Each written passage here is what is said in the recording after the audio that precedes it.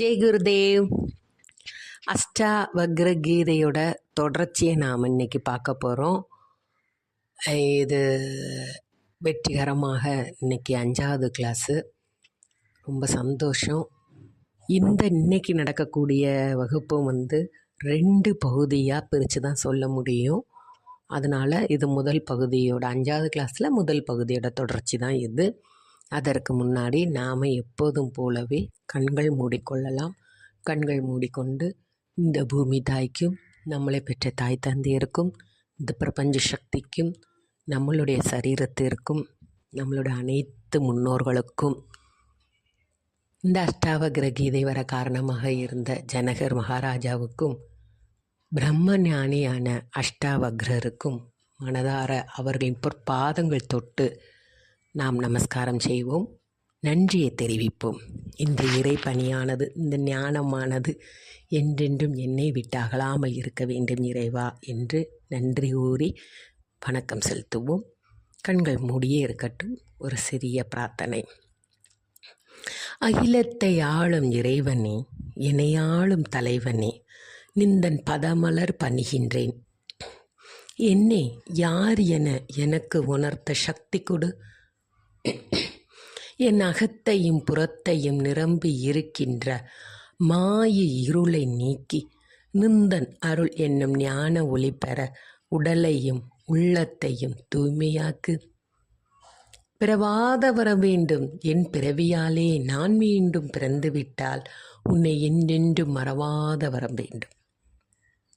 தினம் சோறு தினம் தின்று கூடி பின் பிரினி குலத்தொழில் மாற்றி ஏகனாய் அநேகனாய் எங்கும் நிறைந்து நிற்கின்ற உனது திருவடியில் நாங்கள் ஆத்ம சமர்ப்பணம் செய்கின்றோம். அன்போடு ஏற்று பக்தியோடு என்னை சரணடைய எனக்கு அனுகிரகம் பண்ணின இறைவா, நன்றி கலந்த வணக்கங்கள். அஷ்டாவக்ர கீதையோட தொடர்ச்சியை பார்க்கலாம். நம்ம அஷ்டாவக்ரர் நம்மளோட வாழ்க்கை பயணத்தை 5 கோட்பாடுகளாக அத்தியாயத்தில் சொல்லிகிட்டே இருந்தார் அல்லவா? அது கொஞ்சம் ஒரு சின்ன ரிவிஷன். அந்த 5 கோட்பாடுகள் என்ன? ஃபஸ்ட்டு கோட்பாடு க்ஷமா, மன்னித்தல். 2வது ஆர்ஜவா, நேர்மை. 3வது தயை, கருணை அல்லது பெரும் கருணை. தோஷா, திருப்தி உணர்வு. அப்புறம் உண்மை. இப்படி நாம் 5 கோட்பாடுகளாக நம்மளோட வாழ்க்கை பயணத்தை பிரித்து வாழணும்னு சொன்னார். அடுத்த செகண்டில் திருப்பி என்ன சொல்லியிருக்காருன்னா, நம்மளுடைய சரீரம், இந்த உடலானது பஞ்சபூத சக்திகளால் ஆனது. அந்த பஞ்சபூத சக்திகள் எங்கெங்கே இருக்குது அப்படிங்கிறதையும் நமக்கு அழகாக சூப்பராக சொன்னார் இல்லையா? இன்றைக்கி நாம் பார்க்கக்கூடிய அத்தியாயமும் 2 பகுதியாக பிரித்து தான் சொல்ல முடியும். அதில் முதல் பகுதி இன்றைக்கி கிளாஸ் 5, ஆனால் அத்தியாயம் 4. நம்மளை என்ன சொல்கிறாருன்னா, நீங்கள் செய்பவர் அல்ல, அதாவது நம்ம செய்பவர் அல்லன்னு சொல்கிறார். எப்படிங்கிறத பார்க்கலாம். சரி, நம்மளை கட்டுப்படுத்துவது என்னங்க? ஆல்ரெடியே நம்ம இந்த பகுதியை பார்த்துட்டே வரோம். நமக்கு என்ன கட்டுப்படுத்துறது நம்மளை அப்படிங்கிறது எல்லாருக்குமே நல்லா தெரியும். கிளாஸ் அட்டன் பண்ணிகிட்டே இருக்கிறீங்க. அட்டன் பண்ணாதவங்களுக்கு கூட இந்த கொஸ்டினுக்கு ஆன்சர் கரெக்டாக சொல்ல முடியும். சரி, நமக்கு அஷ்டாவக்ரர் என்ன சொல்கிறாருன்னு பார்ப்போம். நம்மளோட இயல்பு தாங்க. நம்மளோட இயல்பு என்ன? இயலாமை, வெறுப்பு, கோபம், தாபம், பொறாமை, இது எல்லாமே நாம் வகுத்துக்கிட்டு இருக்கிற வழிமுறைகள். இது எல்லாம் தான் நம்மளை கட்டுப்படுத்துது. எப்படி நம்ம வாழ்க்கை பயணத்தை தொடர நமக்கு என்ன ஆகுதுங்க? நிரந்தரமான சந்தோஷங்கிறது நம்ம வாழ்க்கையில் வராது. இப்போ எக்ஸாம்பிள் அதுக்கு சொல்லியிருக்கிறாரு. இப்போ நமக்கு சத்தம் பிடிக்காது. இப்போ நம்ம ஒரு இடத்துல ட்ராவல் பண்ணுறோம். அங்கே சத்தம் கேட்காமல் இருக்குமா? அப்போ சத்தம் கேட்கும் போது நம்ம மனசு என்ன படும்? சஞ்சலப்படும். ஏன்னா நம்ம தான் சத்தமே கேட்க மாட்டோமே. அப்போ அந்த சத்தமான இடத்துல கிராசிங் பண்ணும்போது நம்ம மனசு எப்பா என்ன சத்தமாக இருக்குது, என்னால் கேட்கவே முடியல, நெஞ்சே வெடிச்சிடும் போல் இருக்குது அப்படின்னு நம்ம மனசு சொல்லும். அதே மாதிரி தான் ஒரு பையன் ஆட்களோடையே இருக்க மாட்டான். எப்போ பாரு தனியாகவே இருப்பான். கூட்டத்தை கண்டா அவனுக்கு அலர்ஜியாக. ஏன்னா அவனுக்கு தனிமை மட்டும்தான் பிடிக்கும். அந்த தனிமையிலையும் ஒரே ஒரு மனிதரோடு தான் அவனோட காண்டாக்ட் இருக்கும். அப்படி தான் அவனுக்கு விருப்பம். கூட்டத்தை ஆகாது, தனிமை பிடிக்கும். அதுவும் ஒரே ஒரு ஆளோட இருக்கத்தான் பிடிக்கும். அது ஆணா பெண்ணா அது அவனோட விருப்பம். அவங்க கூட தான் அவனோட எல்லா சந்தோஷம் துக்கம் எல்லாத்தையுமே பகிர முடியும். அப்படி இருக்க தான் செய்கிறாங்க. அடுத்து நமக்கு பால் எல்லாருக்குமே பிடிக்கும் இல்லையா? இப்போ ஆவின் பால், ஆரோக்கிய பால்லாம் வருது. முன்னாடி சுத்தமான பசும்பால் தான் நமக்கு கிடைக்கும். பால் பிடிக்காத ஆளே கிடையாது. ஆனாலும் நம்ம ஒரு சிறிய வயதில் சில நோய் தன்மையினால் டாக்டர்ஸ் கொஞ்சம் அட்வைஸ் பண்ணியிருப்பாங்க, கொஞ்ச நாளைக்கு பால் குடிக்க வேண்டாம் அப்படின்னு நம்மளை சொல்லியிருப்பாங்க. ஆனால் அந்த சின்ன வயசில் நம்மளை அந்த பழகின எண்ணங்கள் வளர வளர நமக்கு அந்த பாலை கண்டாலே பிடிக்காது. ஏன்னா அவங்க சொன்னது மட்டும்தான் நமக்கு நினைவில் இருக்கும். அது ஏன்? அது நமக்கு அந்த விஷயத்தை ஆல்ரெடியே நம்ம ஆள் மனசுக்குள்ளே அதை போட்டு வச்சிட்டோம், இது பிடிக்காது அப்படின்னு. அப்போ இது உண்மை தானே? இப்போ நம்ம இந்த ஆழத்தில் போடுறது தான் பிரச்சனை.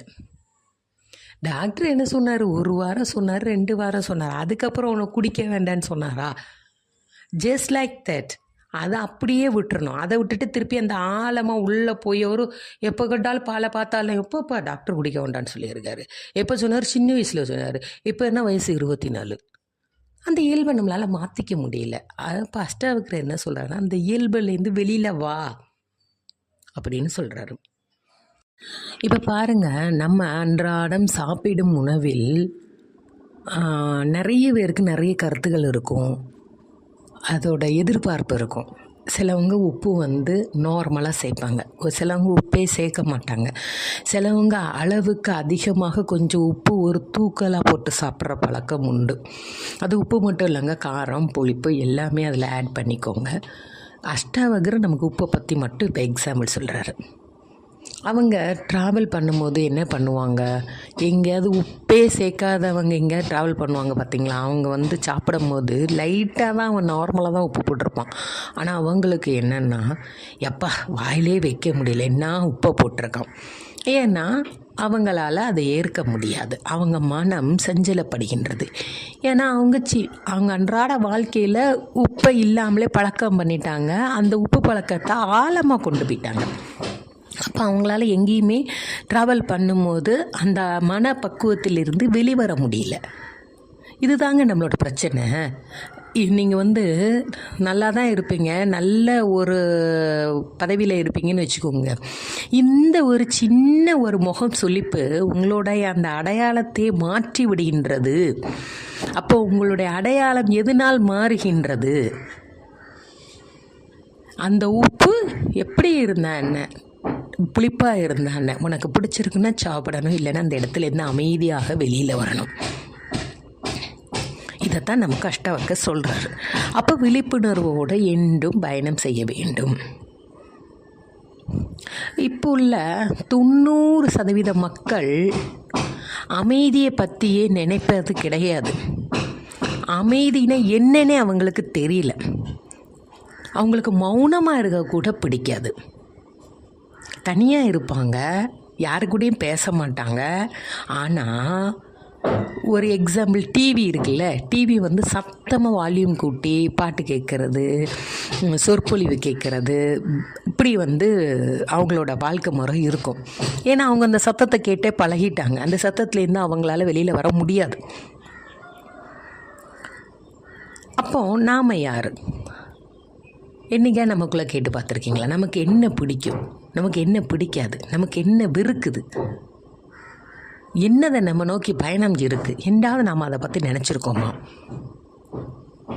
நாம் இப்படி இந்த வெறுப்பு, சந்தோஷம், துக்கம் எல்லாமே ஒரு நிகழ்வின் மூலமாக தானே அமைகிறது. அது எல்லாமே ஒரு அனுபவ பாடமாக தானே நமக்கு வருது. உண்மையில் நாம் யார்? இந்த கேள்வியை நமக்குள்ளே அடிக்கடி கேட்டுகிட்டே இருங்க.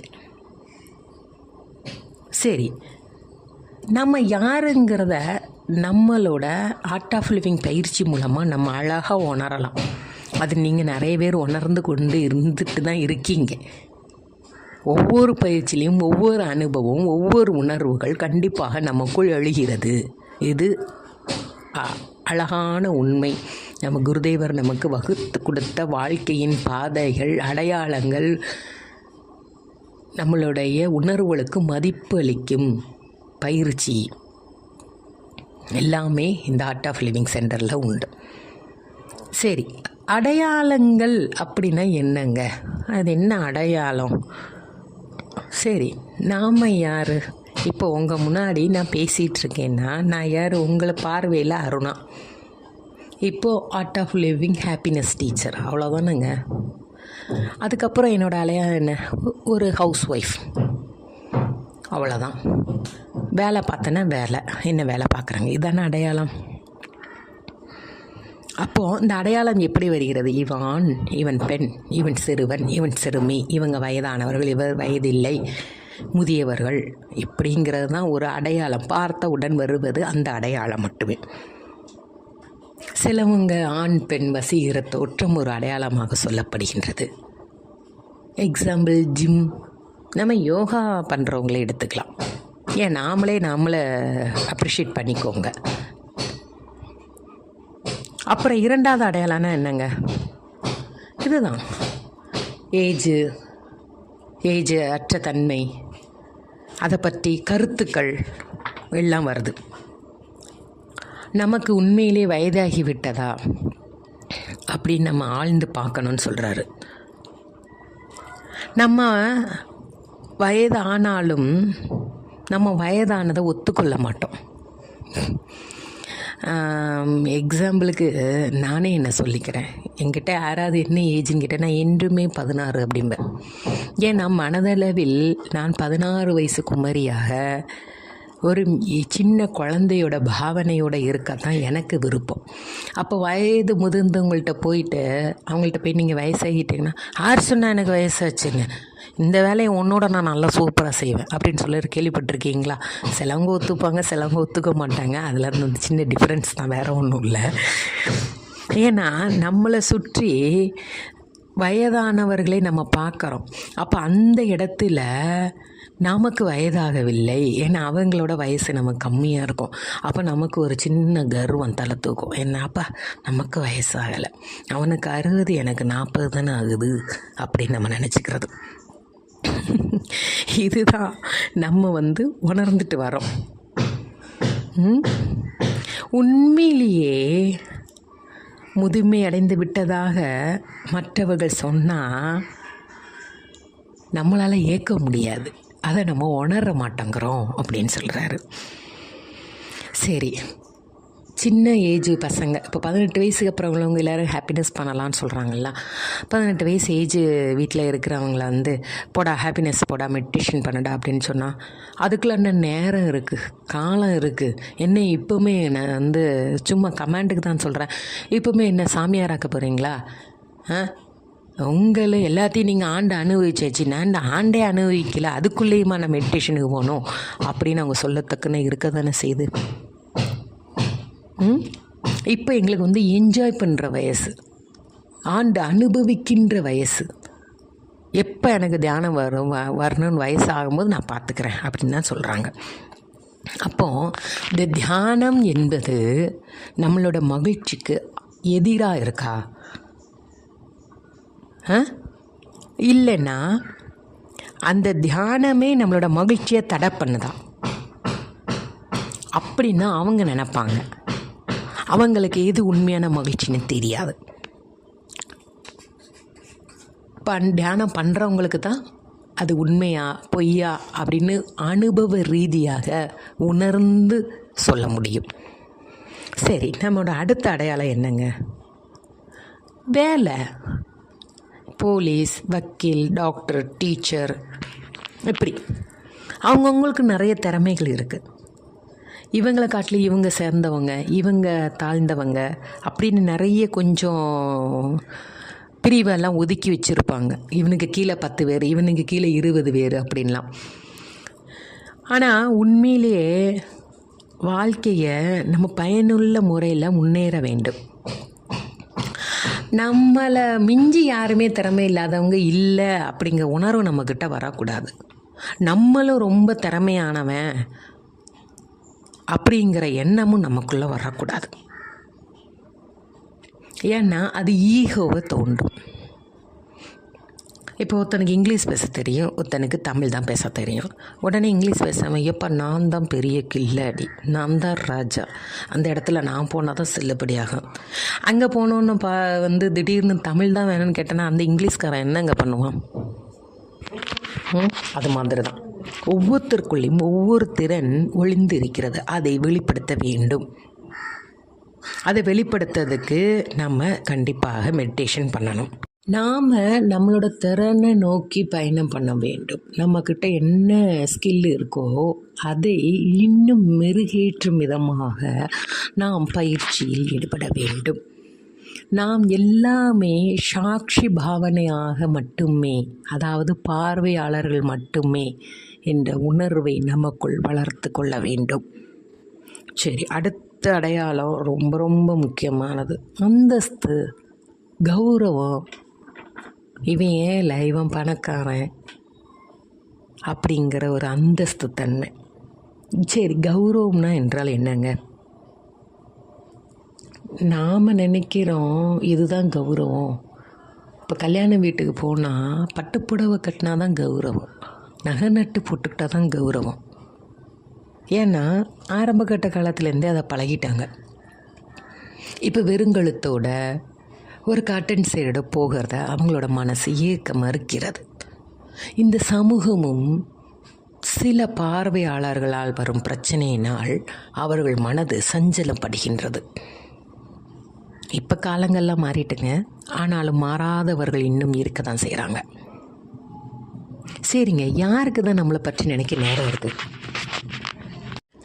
யாருக்கு நம்மளை பற்றி நினைக்க நேரம் இருக்குது? நாம் நினச்சிட்ருக்கோம் அவங்க நம்மளை பற்றி நினைப்பாங்க அப்படின்னு நினச்சிட்ருக்கோம். 100% அவங்கவுங்க வாழ்க்கையில் அவங்கவுங்களும் நினைக்கவே நேரம் கிடையாது. இந்த மரியாதை என்ன ஆகும், இந்த கௌரவம் என்னமாகும்னு சொல்லிட்டு நாம் தான் கவலைப்பட்டுருக்கோம். ஆனால் அவங்கவுங்க வாழ்க்கை பயணம் அவங்கள பற்றி மட்டுமே சிந்தனையில் இருக்குன்னு கூட அவங்களுக்கு நினைவில் கூட இருக்காது. ஏன்னா இந்த உலகத்தோட பாதையில் கௌரவம், அந்தஸ்து, அகங்காரம், போட்டி, பொறாமை, இந்த வாழ்க்கை சூழ்நிலையில் நாம் பயணம் பண்ணி கொண்டு இருக்கிறோம். இதில் அவங்க என்ன நினைப்பாங்க, இவங்க என்ன நினைப்பாங்க, அச்சச்சோ நம்ம பட்டுப்புடவை கட்டலன்னா கல்யாண வீட்டுக்கு போக முடியாது, இப்படி நாமளாக நம்ம பாதையை வகுத்து வருகிறோம்.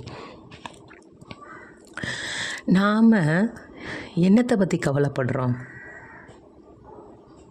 கடைசி வரைக்கும் எங்கேயாவது ட்ராவல் பண்ணும்போதுன்னு கூட கிடையாது. வீட்டிலையே பாருங்கள், நமக்கு பாடணும் ஆடணும் அப்படிங்கிற எண்ணெல்லாம் வரும். ஆனால் நம்மளால் பண்ண முடியாது. ஏன்னா யாராவது ஏதாவது நினச்சிட்டாங்கன்னா, இந்த வயசில் என்ன ஆட்டம் அப்படின்னு கேள்வி கேட்டுட்டாங்கன்னா, இந்த வயசில் என்ன கெக்கப்புக்குன்னு சிரிக்கிற அப்படின்னு கேட்டுட்டாங்கன்னா, அதனால தான் நமக்கு குருஜி அழகான பாதையை நமக்கு காட்டி இருக்கிறார். சத்சங், அதில் நீ ஆடலாம், பாடலாம், சிரிக்கலாம், யாரும் ஒன்றும் சொல்லவே மாட்டாங்க. அப்படிப்பட்ட ஒரு அழகான வாழ்க்கை, உன் எண்ணங்கள் எல்லாம் நிறைவேறக்கூடிய வாழ்க்கை. அதுக்காக தான் குருஜி என்ன சொல்கிறாருன்னா, இந்த சமூகத்தோடு நம்ம ஒன்றி தான் நம்ம வாழ வேண்டியிருக்கு. அதனால் நீ தனியாக நடக்கும் போதோ ட்ராவல் பண்ணும் போதோ இதேமாரி உன்னுடைய சந்தோஷத்தை வெளியில் சொல்லாத, ஆடாத, பாடாத. ஏன்னா சமூகம் பார்க்கின்ற பார்வைகள் உன் மனதை சஞ்சலைப்படுத்தும். அதுக்காக உன் உணர்வுகளை கட்டுப்படுத்தி இருக்காத, அதை உன்னோட மனசின் ஆழத்திற்கு கொண்டு போகாத. உன் உயிர் துடிப்புக்கு அந்த அழுத்தம் ஆதிக்கம் செலுத்தக்கூடாது.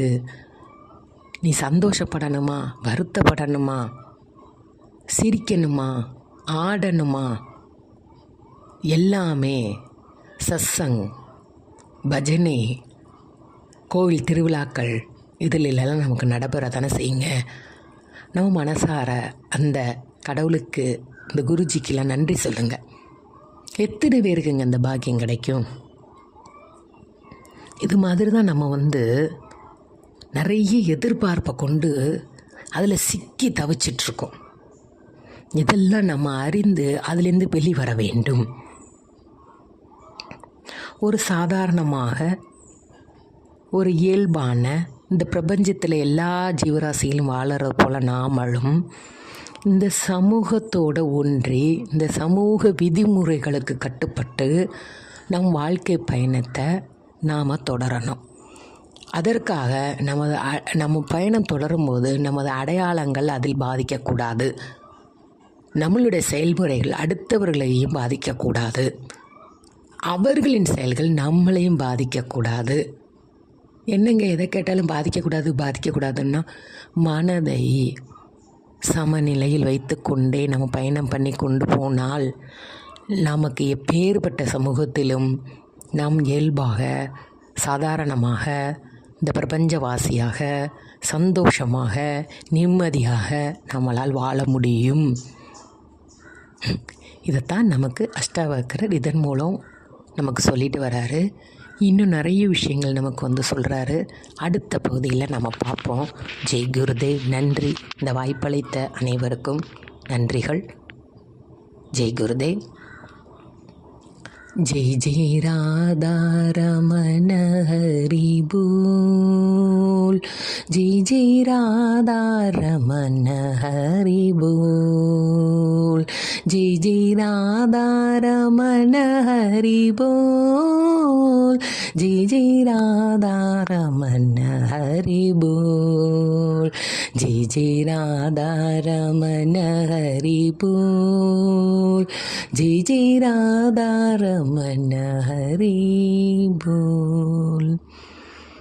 लोहा समस्ता सुखिनो भवन्तु. लोहा समस्ता सुखिनो भवन्तु. लोहा समस्ता सुखिनो भवन्तु. ओम शांति शांति शांति. जय गुरुदेव.